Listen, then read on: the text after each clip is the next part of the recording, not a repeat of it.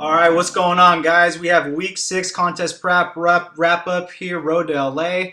I'm starting you guys off with my pre-hit cardio little secret supplementation thing I got going on here. So what I do really is before I do any type of hit cardio, um, I actually make this little intra drink, and this is only for days that I train and I have to do hit cardio after. It's not for days that I have off from training and do hit cardio. It's for the days that I have to do hit cardio after training. And the reason I do this is because after my training, it's like about an hour of worth of resistance training, and I want to be able to recover and let protein synthesis do its thing, and let my muscle growth phase do its thing. So by taking in about 5 grams of Gatorade, which has some quick glucose and sugar to replenish glycogen, and I take about 9 grams of BCAA so it can turn on muscle protein synthesis, and then I take creatine so it could just do what the creatine effects do.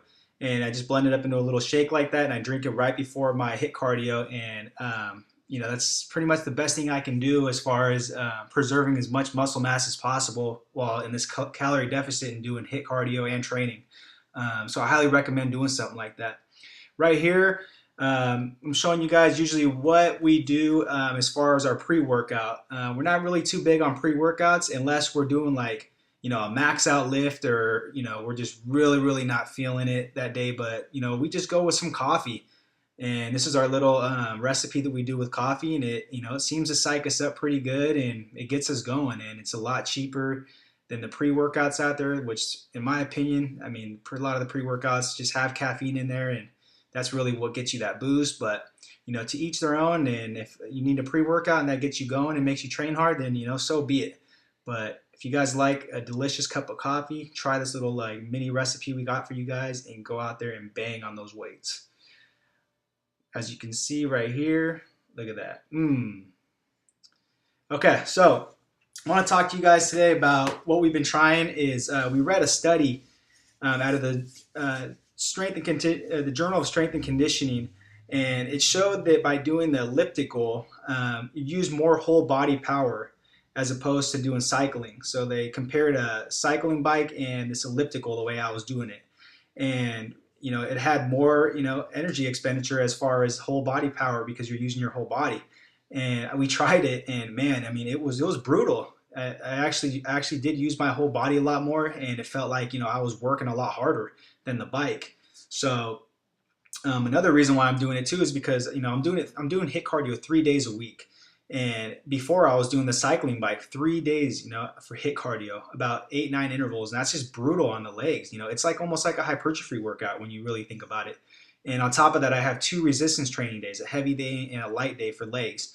So it's almost like I'm doing 5 days worth of leg work. And basically, I mean, my body's just starting to break down a little bit, and I don't want to end up getting an overuse injury like a tendonitis in my knees. So I decided to change the modalities and go with an elliptical in the middle of the week, and sometimes I'll even do the row machine. It uses a lot of your back muscles, and to me, I mean, the back's not going to get broken down as fast as the knees, in my opinion. So that's why I use the elliptical and because of the research behind it as well.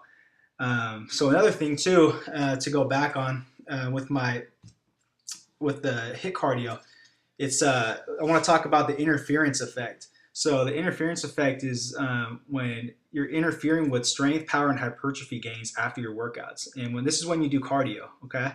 So those that like to do cardio post-workout, you guys got to keep in mind with this interference effect, because there's a lot of research behind it with concurrent training. And you could interfere with your guys' your growth if you guys don't choose the right cardio modality. And what I mean by modality is you can choose from like a ground reaction force type of cardio workout, which is sprints, car pushes, prowler pushes, sled drags, stuff that's really hard on the body. And you can choose another one, which is a minimal ground reaction force, which is like the cycling bikes, the treadmill, the elliptical, rope slams. It's a little bit easier on your joints, but you get the same type of effect. So you guys gotta understand that after your hard training session with weights, you're going through a muscle growth phase, and you have to let it do its thing, and you don't want to interfere with it. And when you do cardio after, and let's say you do a leg workout, And if you choose a modality of, doing the cycle bike or sprints after a leg workout, and you're pretty much interfering with the muscle growth phase because you already worked out legs, you already maximized muscle protein synthesis. So right now your body just wants to recover and go through the growth phase.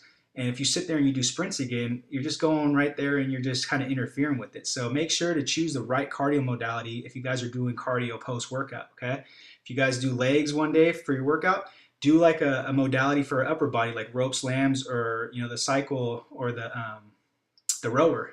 That way it doesn't interfere with your guys' workout. Okay, if you guys have more questions on that, just email us and we'll tell you guys what to do about that.